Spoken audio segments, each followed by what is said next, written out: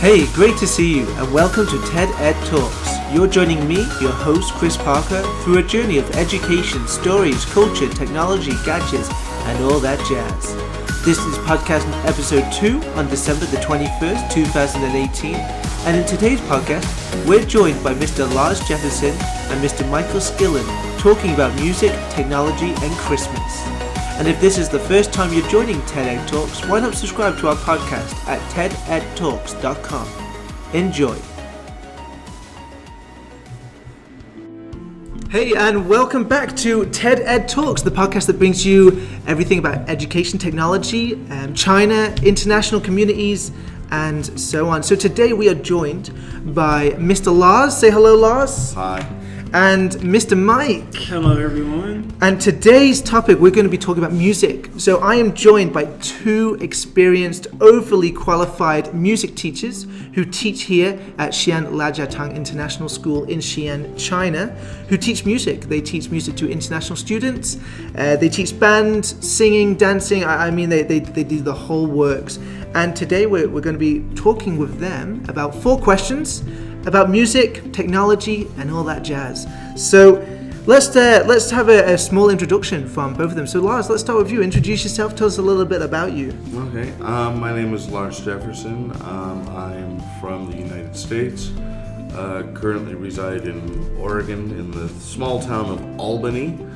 Woohoo! Yay, Albany.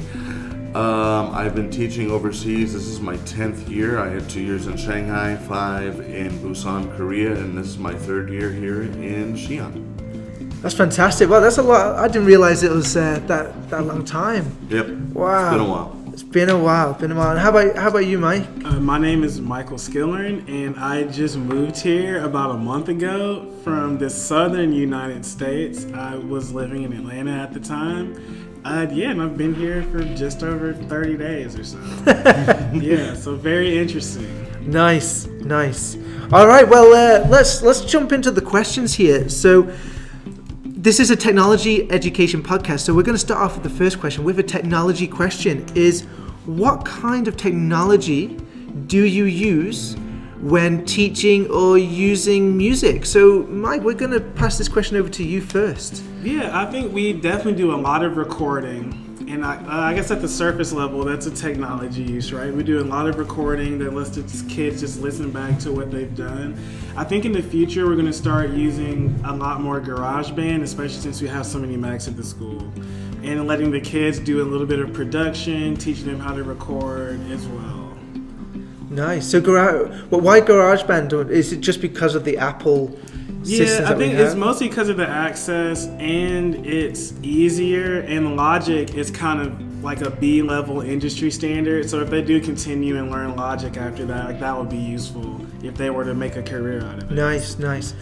How about using iPads? Is iPads ever in your radar where you can use like things like iMovie or GarageBand on the iPad? I've actually never had an iPad before. Oh, wow. I guess I've just never owned one, but I guess I have the phone. I could look at that too. But I've never thought about that. It's great. You should get me an iPad.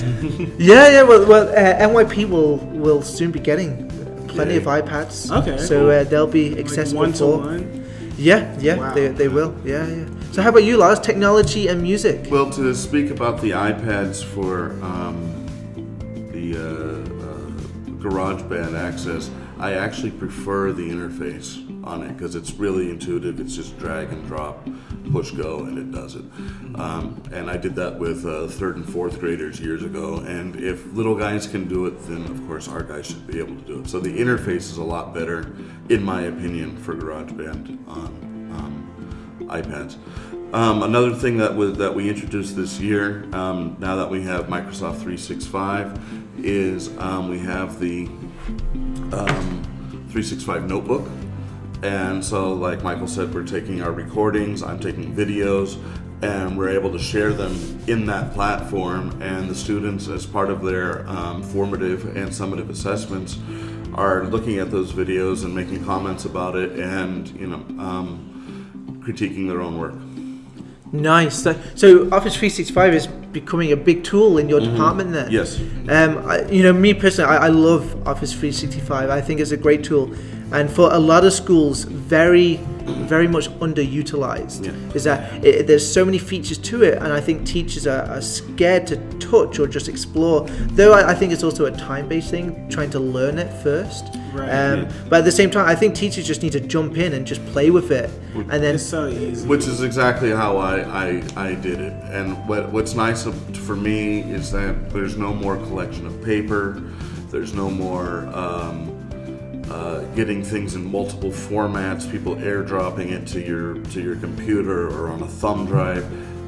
The students, there's a huge learning curve right now in our school because it's new, and the students are learning it, the teachers are learning it, but I myself and Mr. Skillern have sort of made it sort of the standard for music that they need to start using this for stuff as we get away from older forms of submitting assignments. Right, absolutely. I think in today's age, any department using paper today is just crazy. Right. I mean, we've got iPads, we've got laptops. Every student's got their own phone. I mean, you can just send things so quickly and share things so quickly that using USBs, using paper, printing things out. I mean, if you've got music sheets, right. I guess, I think, that's still important, that people need that. But I mean, even in modern day orchestras, you're seeing people now putting an iPad on the stand instead of paper. I've always been this doesn't make sense, I know, but I'm always afraid that something with the foot pedal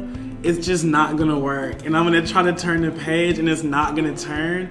But I think that's not founded in anything. I think that's just me being right. Of Yeah. technology. But that's what it is, and that goes back to other teachers. Is that fear or that uncertainty is it's just not going to work. work. I'd like to turn the pages on the music, but one day I will try it and it will probably work.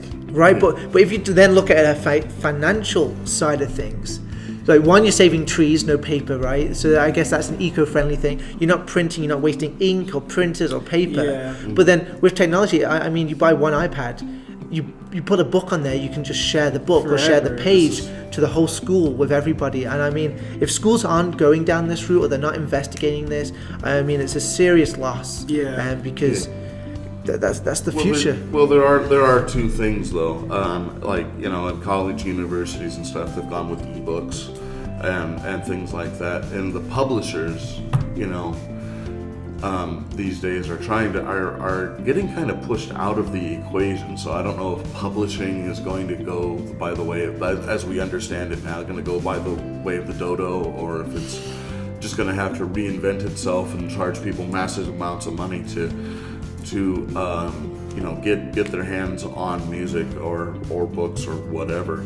But you mentioned an interesting point, and I'm going to rain on your parade here with the eco-friendly. But is an iPad necessarily eco-friendly? There's a lot of heavy metals. Yeah, no, you're absolutely right. A lot of what we would consider today conflict minerals that go into making the iPad. So is it really, that eco-friendly or that society-friendly?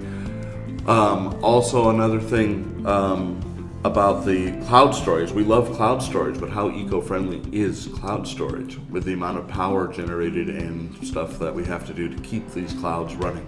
So I think they're as the pendulum goes between both ways, we kind of weigh the cost and benefits of both.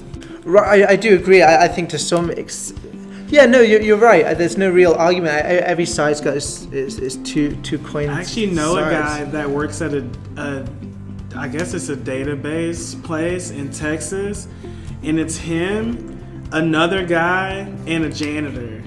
And pretty much all they do is just sit in this very cold building that just has, I think it's like a Facebook building or from some large company, and it's just like about an acre of just basically hard drives, I guess. Yeah. With just data. And they don't actually do anything with the data. They just, I guess, make sure the power's still on and make sure it's running. I mean, these things run themselves. That's like all of our information's inside those. Right.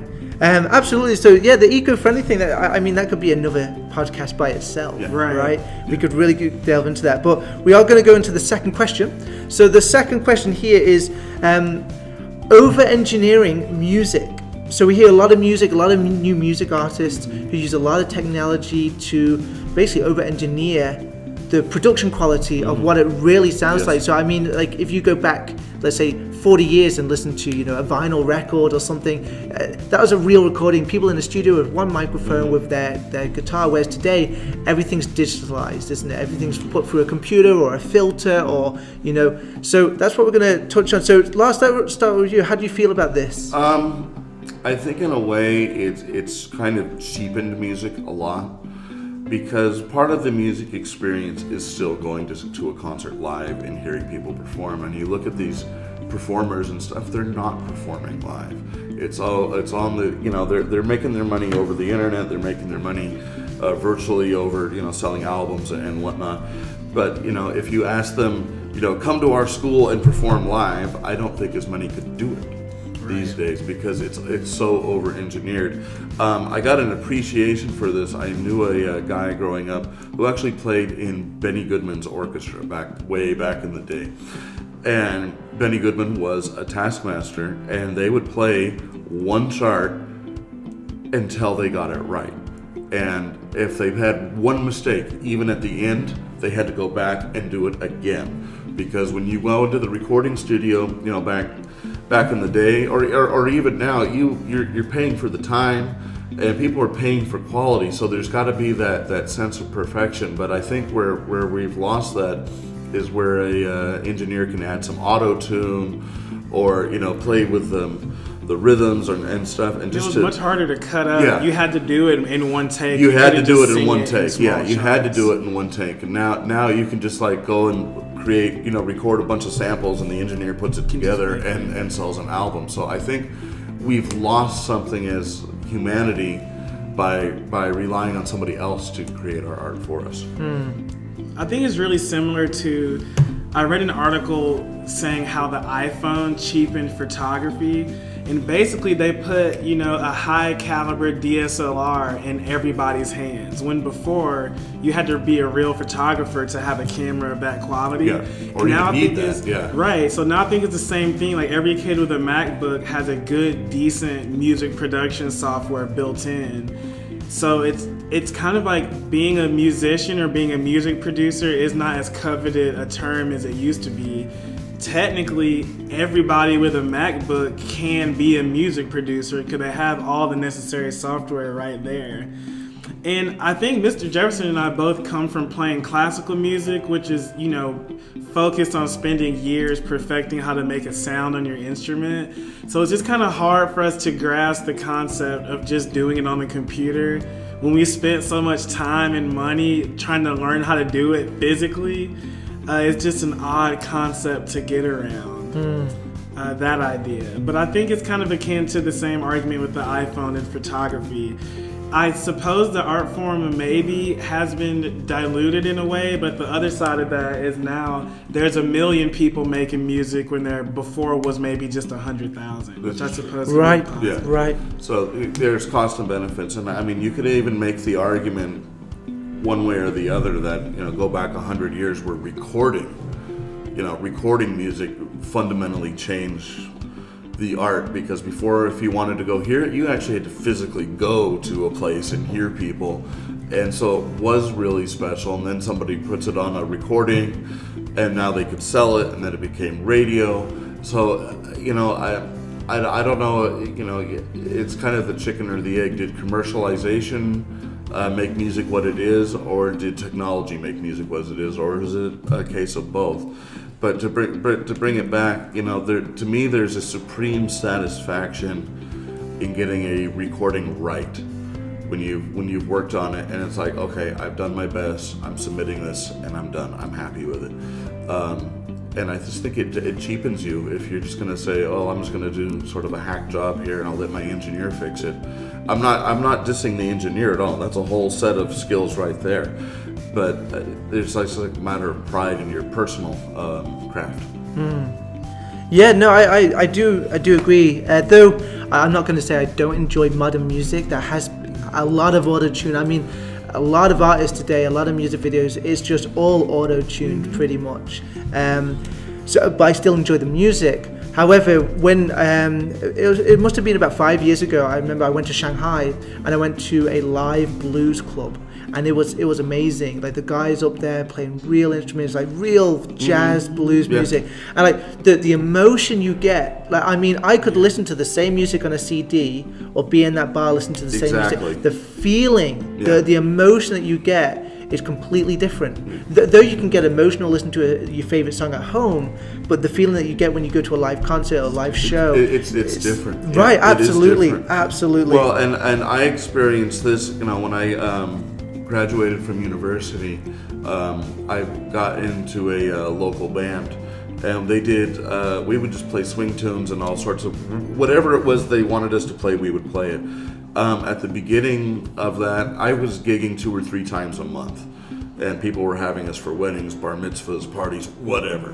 But then this thing called the DJ came along, and this electronic music has kind of, I don't know, it's stolen. I'm not so mad about the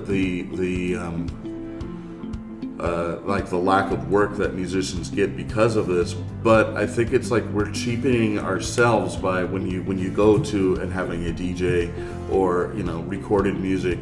You get exactly what you want, but there is something, like you said, Chris, when you're sitting in front of a band, when you're sitting in front of an orchestra, there's that physical part of the sound that still cannot be replicated by any speaker that we have. Yeah, I absolutely agree. Yeah. Let's take a wedding. A wedding is a good example. A lot of DJ weddings, right? You go to a wedding, they have the dinner after, then there's a DJ. Or you go to someone who's put money into it. DJs can be expensive, but a wedding that has a band, it's completely different atmosphere, right? It's better. It is better. Right. So it's the same thing. It's the same thing. All right. So that's our first 2 questions. So we're just going to take a short break right now. So stay tuned, and we'll see you back after the break. Thanks. This podcast is brought to you by Xi'an Liajiatong International School, providing excellent international IB education. Xi'an Liajiatong International School is the first IB international school in Xi'an, and with over 150 teachers and staff and more than 20 different nationalities, XLIS is leading the way in international education. To find out more or to arrange a visit, go to xalis.com and one of their friendly administrative staff members will be in touch.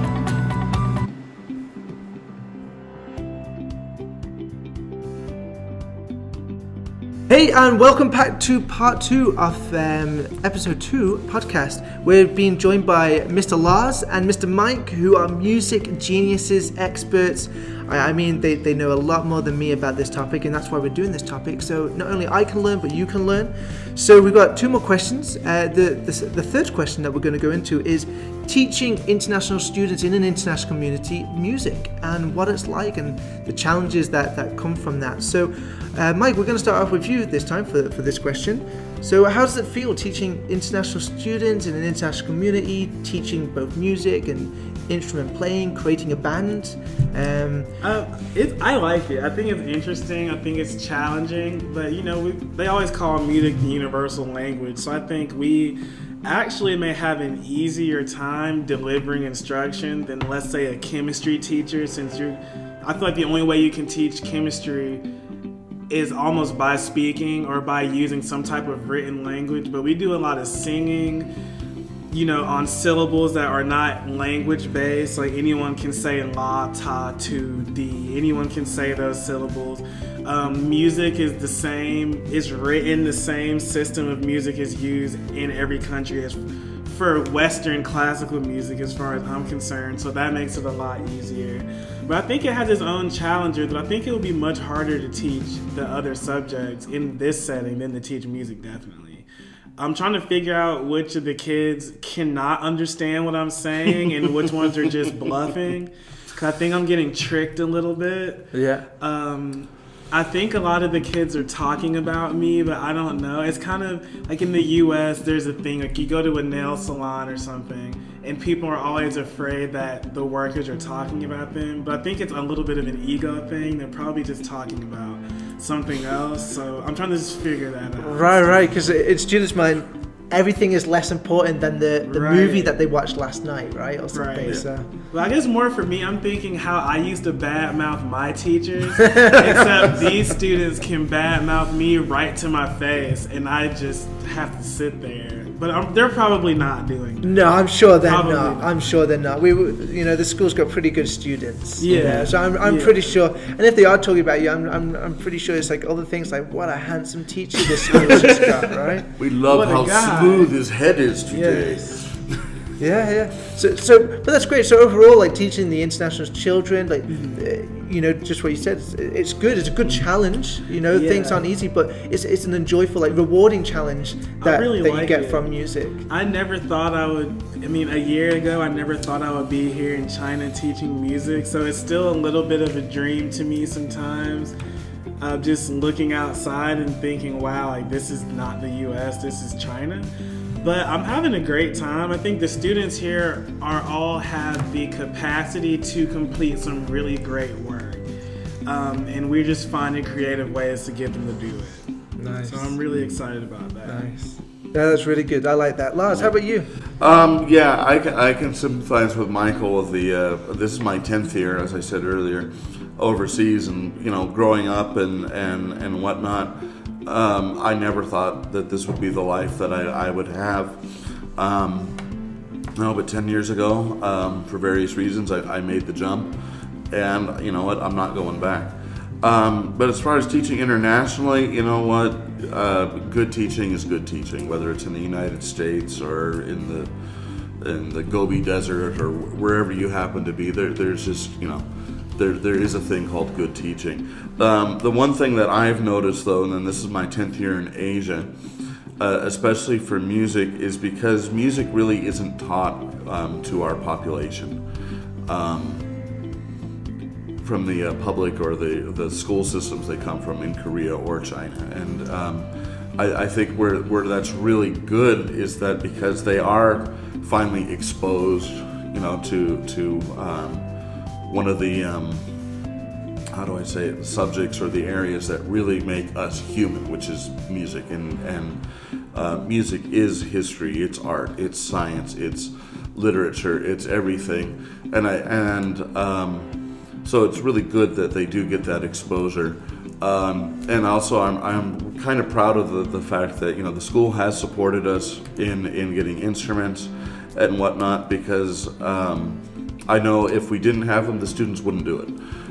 Because if they go home, they're not going to have that opportunity, or they go back to their old school system, they won't have that opportunity. So I'm kind of proud of that fact that we're giving them an experience that they might get it for just 2.5 years or 5 years or whatever, but it's going to be an experience that will live with them for forever. Right, absolutely. And part of that experience is the appreciation with it as well. Yes. Is that when kids they see their favorite singer or whatever play a guitar, play some drums. Now, I love this guy, but when you say, have a go, here's a guitar, try it, instantly they're shocked. There's that fear, and instantly they've got another level of respect for that famous person playing that guitar. And I absolutely agree. I think more schools should be using music. I love music, and as a child, and I'll tell you a hidden secret here, I used to play the violin. Ooh. Yeah. Now I've Videos coming soon. Yeah. Now I've not played the violin in 20 years.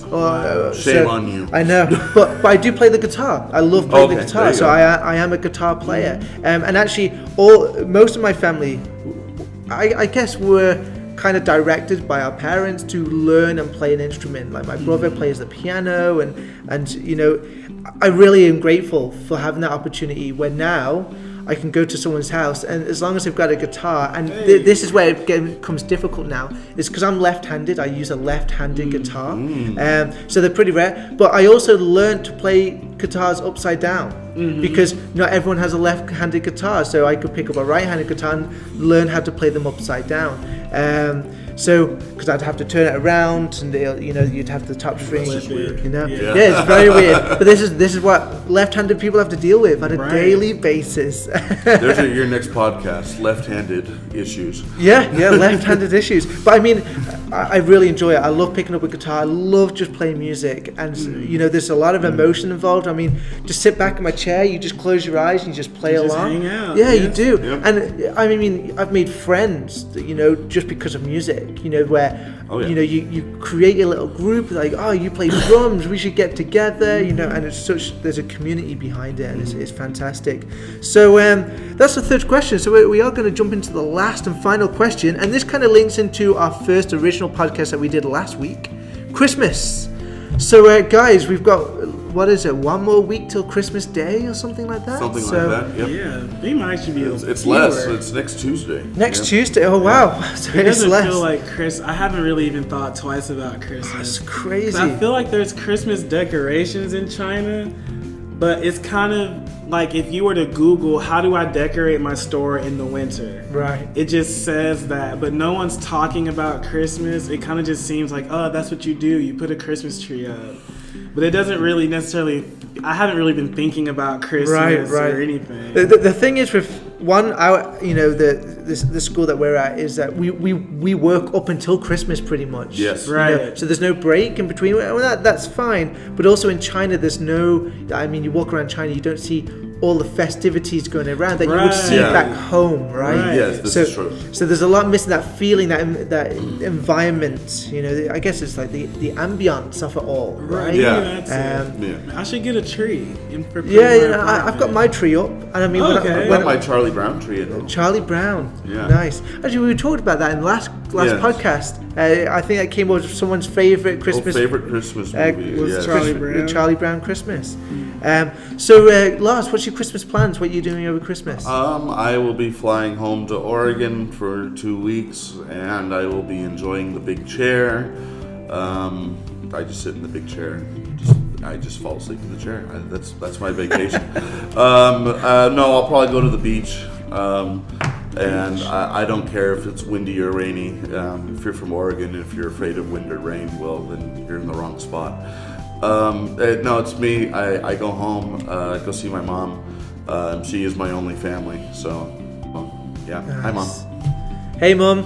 Yeah, I'll be there soon. Nice. And Mike, what's your plan? I actually thought the break was only 1 week until maybe Tuesday.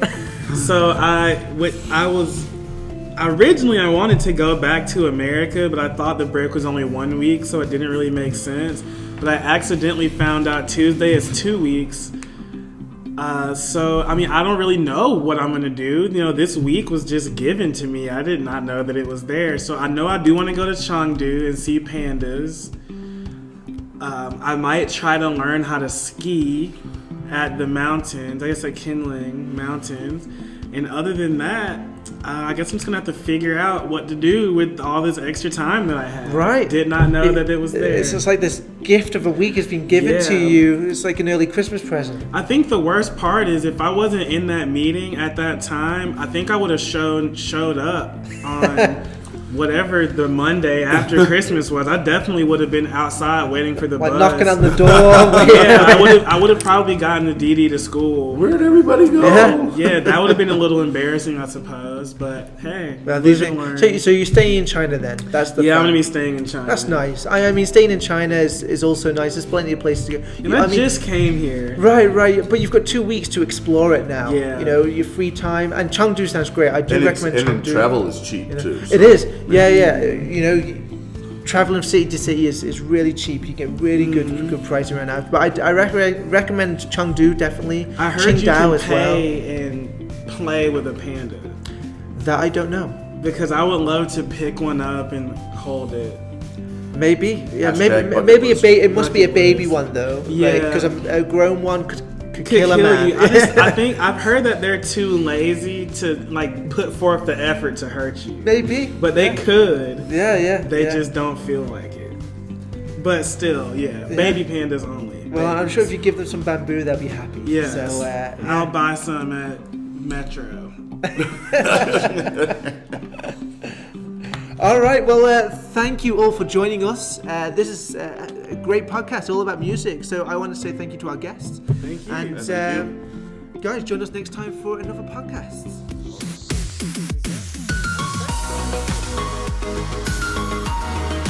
Hey, thanks for joining me, your host, Chris Parker, and a big thanks to our special guests, Mr. Lars Jefferson and Mr. Michael Skillern.